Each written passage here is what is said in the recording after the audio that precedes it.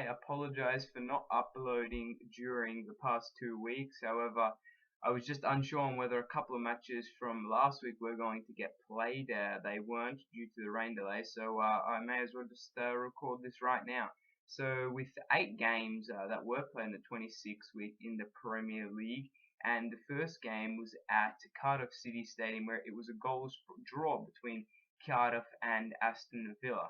Now the hosts did have the better number of chances during the match, and they did strike the woodwork on more, I think it was one occasion. However, Villa clearly struggled in this match, and they couldn't find any clear-cut and concise and accurate chances against Cardiff City's goals. And however, Villa did prove to be dangerous on the counter-attack. However, they weren't really any different to how previous Aston Villa sides have set up, and both sides were extremely wasteful, and you can tell this through the result. At the KC Stadium, it was a shock defeat where Hull City were upset by Southampton due to a Jose Font goal.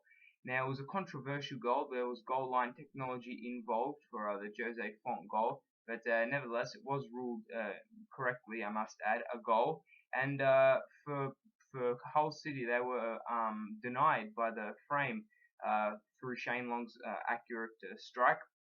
And it was just an overall disappointing night for Hull City, their players, their manager, obviously Steve Bruce, and the supporters. The visitors, Southampton, did start off the brighter side, and Hull's fullbacks were tested by the wide width play of Southampton. They do play a nice, expansive brand of football.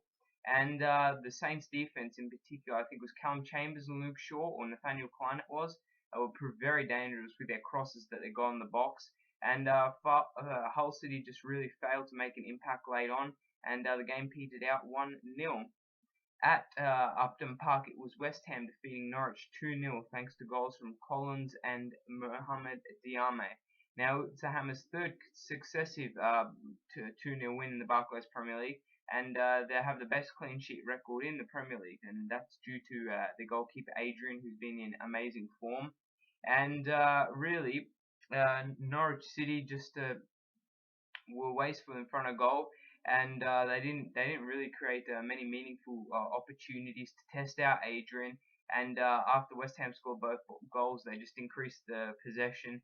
And after that, the late goals that they did score sealed the win. And it's very nice. They're on a nice run, and hopefully for them, they can continue this winning form at home and away.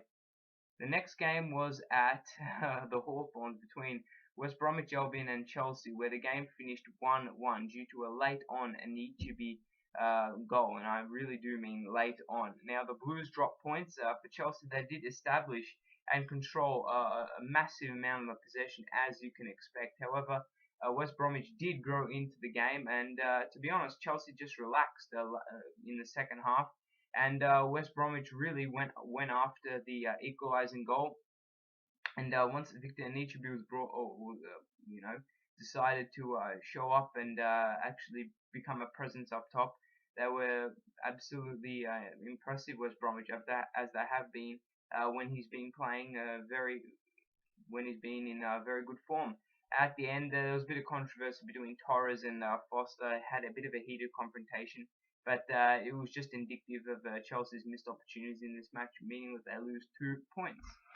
At the Emirates, clearly the premier fixture of the week, it was Arsenal versus Manchester United, and you guessed that it wasn't goals galore. It was an actual fact a 0-0 draw. Really, neither side tried to go after and destroy the other team. Basically, they were both very cautious, very careful and wary, and to be honest, extremely not grateful, but respectful of each of the others of the other side. It was a very dreary match, and Arsenal did pile on the pressure late on, testing De Gea a couple of times. But the game just ended in an inevitable 0-0, as neither side really wanted to play, and I think both sides were kind of content in the big picture, at least, to come out of the game with a draw and a point each. At the St James's Park, it was Tottenham that absolutely thrashed Newcastle United 4-0. and Tottenham did start off the brighter side. They dominated the chances, and Adebayo got on the goal scoring sheet as he scored 9 goals in all competitions, and it was brilliant performance by Tim Sherwood's men. They capped off a majestic. This was capped off through a majestic Nasser Chadli goal. It was a curling effort right into the top corner. Nothing Tim Krul could do about it, and it was kind of the whole theme of the game. Nothing Newcastle could do could counter or overpower Tottenham Hotspur, who just dominated from start to finish.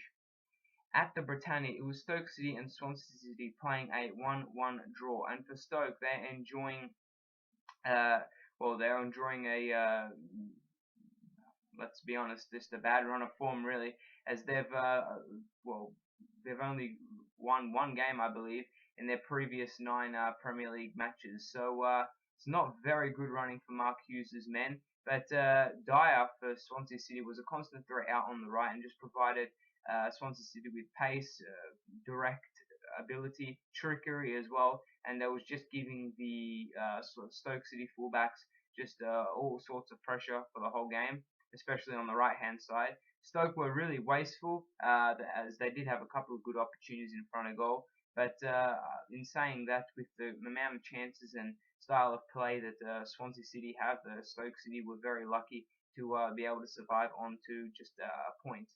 And at Craven Cottage, the final game out of this shortened 8-fixture week, if you will, it was between Fulham and Liverpool, where the game finished Liverpool 3, Fulham 2. It was an absolutely great match.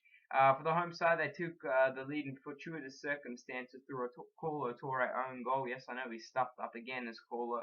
But Brendan Rodgers' side really dominated the second half and just put all sorts of pressure on Fulham.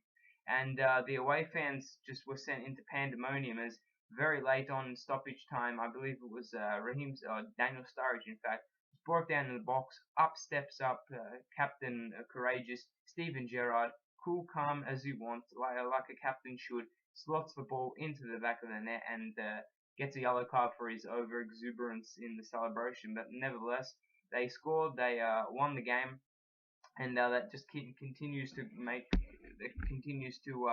basically increase their chances of being in the title race very late on.